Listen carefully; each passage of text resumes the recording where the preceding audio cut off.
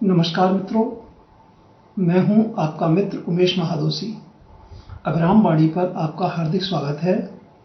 समकालीन लोककथा स्वर्ण जयंती आयोजन की आभासी यात्रा में हम प्रस्तुत करते हैं कार्यक्रम समकालीन लोककथा स्वर्ण जयंती पुस्तक चर्चा। जैसा कि आप जानते हैं कि इस कार्यक्रम में हम लोककथा विषयक पुस्तकों की चर्चा करते हैं।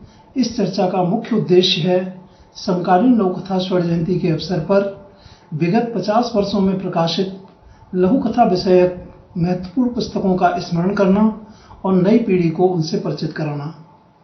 चर्चा मुख्यतः 3 बिंदुओं पर केंद्रित है। नंबर 1, पुस्तक का सामान्य परिचय एवं प्रकाशन संबंधी सूचना। नंबर 2, पुस्तक में शामिल प्रमुख सामग्री।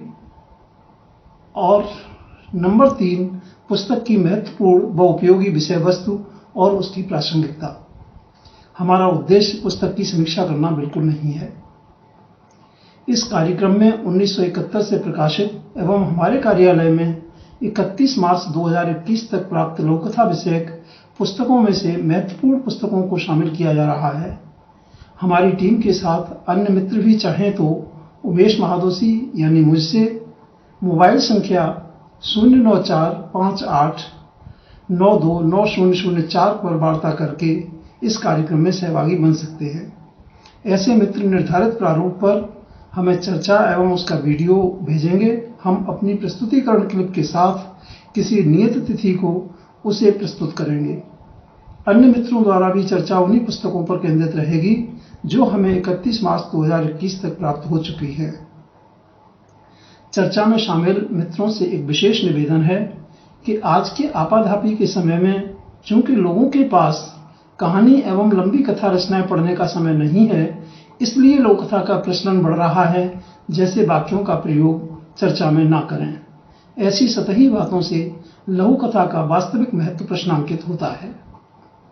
तो आइए हम आरंभ करते हैं कार्यक्रम समकालीन लोककथा स्वर्ण जयंती पुस्तक चर्चा। आज की चर्चा में शामिल है स्मृति शेष वरिष्ठ कथाकार श्री सुरेश शर्मा जी द्वारा संपादित लघु कथा संकलन बुजुर्ग जीवन की लघु कथाएं। स्मृति शेष वरिष्ठ कथाकार श्री सुरेश शर्मा जी का योगदान कहानी और लघु कथा दोनों विधाओं में समान रूप से रहा है, किंतु उन्हें विशेष पहचान लघु कथा से ही मिली। इसका कारण लघु कथा में उनकी सक्रियता को माना जा सकता है। लघु कथा में श्री सुरेश शर्मा जी का योगदान सक्रियता, संपादन और सृजन तीनों स्तरों पर रहा है। चर्चाधीन संकलन बुजुर्ग जीवन की लघु कथाएं संकलन विषय विशेष से जुड़ी लघु कथाओं पर केंद्रित होने के कारण अलग महत्व का है। ऐसे संकलनों के माध्यम से संबंधित विषय के विभिन्न पक्षों, जिनमें स्थितियों परिस्थितियों के साथ भावों एवं विचारों से उद्भूत स्वर, कथ्य, जीवन मूल्य एवं जीवन दृष्टि आदि को शामिल माना जा सकता है, से जुड़े तथ्य एवं संभावनाओं को उकेरा जाकर मूलभूत प्रश्नों के उत्तरों की तलाश की जा सकती है। कुछ विशिष्ट प्रयोग भी किए जा सकते हैं। इस संकलन के पीछे भी संपादक श्री सुरेश शर्मा जी का निहित उद्देश्य आयु एवं अनुभवों की दृष्टि से वृद्ध एवं बुजुर्गों के जीवन के विभिन्न पक्षों से जुड़े तथ्यों एवं संभावनाओं को समझना रहा है। वर्ष 2011 में प्रकाशित इस संकलन में लघु कथा की उस समय तक की लगभग सभी पीढ़ियों का प्रतिनिधित्व तो शामिल है ही, लगभग सभी सक्रिय लोक कथाकार भी उपस्थित हैं। कुल 77 लोक कथाकारों की 125 लोक कथाओं का चयन किया गया है। समकालीन लोक कथा और बुजुर्गों की दुनिया शीर्षक भूमिका सुप्रसिद्ध लोक कथाकार समालोचक श्री बलराम अग्रवाल जी ने लिखी है। बुजुर्गों के पक्ष में शीर्षक पूर्ववाक में संपादक सुरेश शर्मा जी ने संकलन की पृष्ठभूमि, योजना और उद्देश्य पर प्रकाश डाला है। पुस्तक का प्रकाशन समय प्रकाशन नई दिल्ली ने किया है, जिनका पता है आई 1/16 शांति मोहन हाउस, अंसारी रोड, दरियागंज, नई दिल्ली 110002। पेपरबैक रूप में प्रकाशित संकलन की प्रति का मूल्य है ₹125 मात्र। इस संकलन में एक और वृद्धावस्था से जुड़े जीवन में प्रविष्ट हो रही पारिवारिक समस्याओं, अपनों से मिलती उपेक्षाओं तथा पीड़ाओं के साथ वृद्धजनों के मानसिक एवं अनुभूतिगत परिवर्तनों से जुड़ी अनेक प्रवृत्तियों को प्रस्तुत किया गया है। दूसरी ओर वृद्धावस्था को दरकिनार कर पूरे स्वाभिमान सम्मान के साथ जीवन को जीने की आकांक्षा और उत्साह को प्रदर्शित करने वाले उदाहरण भी संकलन में उपस्थित हैं। सामान्यतः समाज में वृद्धजनों के प्रति युवा पीढ़ी की सोच और व्यवहार में नकारात्मकता है तो सकारात्मकता भी है, किंतु साहित्य में नकारात्मकता के प्रतिबिंबों को अपेक्षाकृत अधिक उभारा जाता है। शायद ऐसा दो कारणों से है। पहला, संस्थागत स्तरों पर ऐसे प्रतिबिंबों के लिए प्रोत्साहन और समर्थन अपेक्षाकृत अधिक और आसानी से उपलब्ध हो जाता है। दूसरा कारण, सामाजिक ढांचे और मूल्यों में विभिन्न दिशाओं से पड़ रहे प्रभावगत दबावों के कारण आ रहे परिवर्तनों की गति काफी अधिक है। उदाहरण के लिए, एक ओर वृद्धजनों को घर में रखने से होने वाली असुविधा का आकलन करके उन्हें वृद्धाश्रम भेजने की भावना फैशन का रूप लेती जा रही है।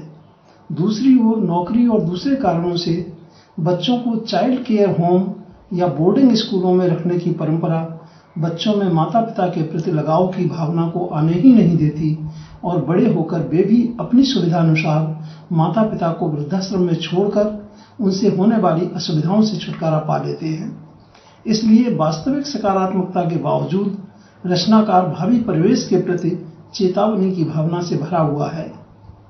संकलन में ऐसी अनेक लोककथाएं हैं जिनके केंद्र में संतान से मिली उपेक्षाएं और वृद्धजनों की पीड़ा के प्रतिबिंब देखे जा सकते हैं। सूर्यकांत नागर की तीनों लोककथाएं, रोशनी, कंधा एवं फल, बलराम की बेटी की समझ, सुभाष नीरव की तिल के घड़े व कमरा, प्रताप सिंह सोढ़ी की तस्वीर बदल गई एवं जलन, राजेंद्र बामन काटदरे की जड़ में मट्ठा, सत्यवीर मानव की स्वप्न महल, बलराम अग्रवाल की अज्ञात गमन एवं कसाई घाट, मनोज सेवलकर की कचरा, पारस दासोत की एक मूवी का द एंड, मीरा जैन की हम और हमारे पूर्वज, सुरेंद्र कुमार अंशुल की जरूरत एवं बिजूका, सुरेश शर्मा की बंद दरवाजे एवं गफूर स्नेही की और जीवित रहती मां, नीत सप्रे की लड़ाई का कारण, रमेश चंद्र की बड़े बूढ़े, तारिक असलम तस्नीम की अपने पराए लोग, कृष्ण मनु की तंग होती जगह, अंजना अनिल की दर्द, जसबीर सिंह ढंड की छमाहियां, एन उन्नी की शेर, राजेंद्र मोहन त्रिवेदी की सबक आदि ऐसी ही लोककथाएं हैं। श्याम सुंदर अग्रवाल की लोककथा बेटी का हिस्सा में बेटों से मिली ऐसी ही उपेक्षा के शिकार माता पिता को बेटी अपने हिस्से लिख लेती है। वृद्धजनों की उपेक्षा का दूसरा आयाम होता है वृद्ध माता पिता के प्रति स्वार्थ में डूबा व्यवहार। यह स्वार्थपरकता कभी पुत्रवधू की ओर से देखने को मिलती है तो कभी पुत्र एवं पुत्रवधू दोनों की ओर से। सतीश राठी की आग्रह, कमल चोपड़ा की संतान, योगेंद्र नाथ शुक्ल की आशंका, बलराम अग्रवाल की झिलंगा, कालीचरण प्रेमी की विकल्प, पुष्पा रघु की मदर्स डे, जया नरगिस की दृश्यांतर, सुरेश शर्मा की पितृप्रेम, रामयतन यादव की चिट्ठी, साबिर हुसैन की श्रवण कुमार, बलदेव सिंह खैरा की जिम्मेवारी, हरजिंदर कौर कंग की कलयुगी श्रवण, रामकुमार आत्रेय की पिताजी सीरियस हैं आदि लोककथाएं ऐसे ही स्वार्थपरक व्यवहार को दर्शाती हैं। भारतीय समाज में जहां संयुक्त परिवार और बच्चों के साथ जीवनानंद की परंपरा रही है, बच्चों के प्रति मोह इतना अधिक होता है कि उनके बिना जीवन अधूरा लगने लगता है। दूसरे वृद्धावस्था में परिस्थितिबद्ध निर्भरता भी काफी अधिक हो जाती है। ऐसे में जब बच्चे अपने रोजगार की जुड़ी आवश्यकताओं के कारण सामान्यतः दूर चले जाते हैं और अपनी समस्याओं एवं स्वभाव में आए परिवर्तनों के कारण माता पिता के प्रति उनमें दायित्व बोध की भावना भी शिथिल पड़ जाती है, वृद्धजनों को असह्य पीड़ा का सामना करना पड़ता है। रामेश्वर काम्बोज हिमांशु की अपने अपने संदर्भ एवं उड़ान, रामनिवास मानव की बुढ़ापे का सत्य, बलराम अग्रवाल की अज्ञात गमन, योगेंद्रनाथ शुक्ल की दिया आदि लघु कथाएं इसी पीड़ा की अभिव्यक्ति हैं। सुकेश साहनी की लघु कथा काला घोड़ा में बेटे की दौलत के पीछे भागने की प्रवृत्ति के चलते मृत्यु से जूझती मां को देखने की प्राथमिकता अंतिम क्रम पर चली जाती है। माता पिता बड़े धैर्य से संतान की देखभाल करते एवं उनकी बचकानी बातों में भी आनंद लेते हैं, किंतु माता पिता के संदर्भ में प्रायः संतान के अंदर धैर्य का नितांत अभाव ही देखा जाता है।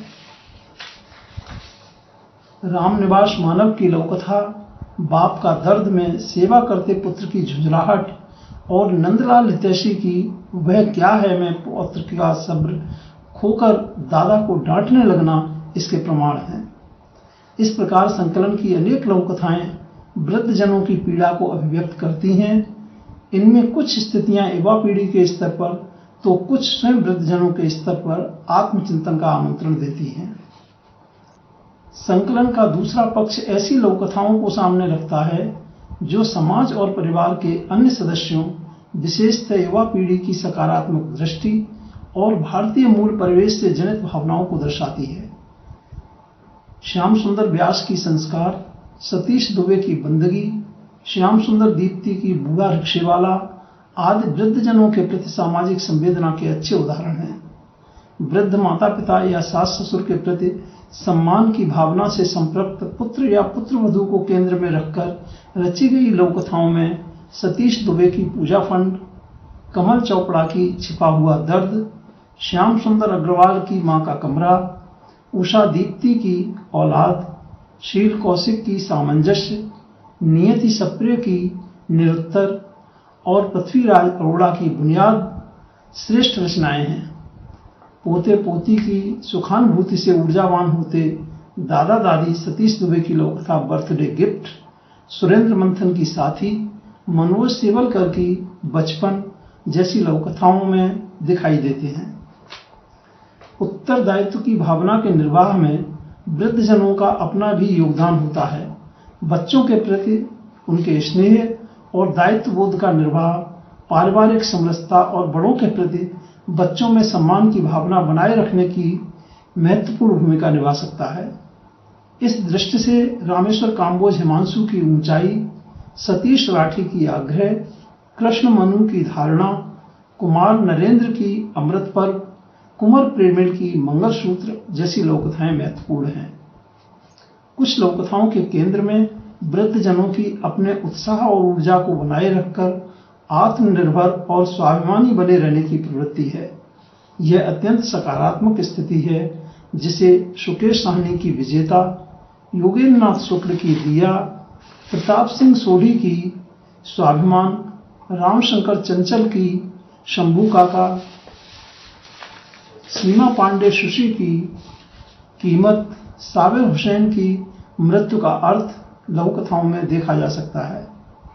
सतीश राज पुष्करणा की मन के अक्स लघुकथा में भी बुढ़ापे की भावना को मन पर हावी न होने देने का संकल्प दिखाई देता है।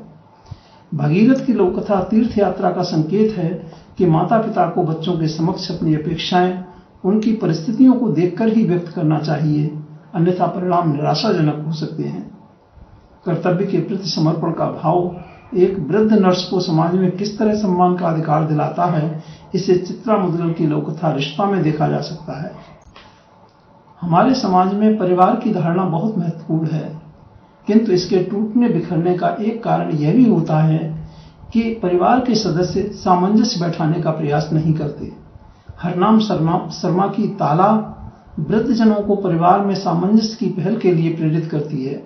सुदर्शन की लघुकथा अपनी कमाई वृद्ध पिता द्वारा आलसी और आराम तलब बेटे को व्यापार संभालने योग्य बनाने का मंत्र बताती है। परिवार की इकाई को वृद्धजनों की उपस्थिति से किस प्रकार एक सुरक्षा कवच भी मिलता है, संतोष सुपेकर की लघुकथा लक्ष्मण रेखा में देखा जा सकता है। इस प्रकार बुजुर्ग जीवन की लघुकथाएं संकलन की लघुकथाओं में वृद्धावस्था से जुड़े अनेक पक्ष और उनके स्वर खुलकर सामने आते हैं। और अब हम लेते हैं आपसे विदा। आगामी मंगलवार को फिर मिलेंगे। समकालीन लघुकथा स्वर्ण जयंती पुस्तक चर्चा के क्रम को आगे बढ़ाने के लिए लघुकथा स्वर्ण जयंती की हार्दिक शुभकामनाएं। अपना और अपनों का बहुत ध्यान रखिएगा। नमस्कार मित्रों।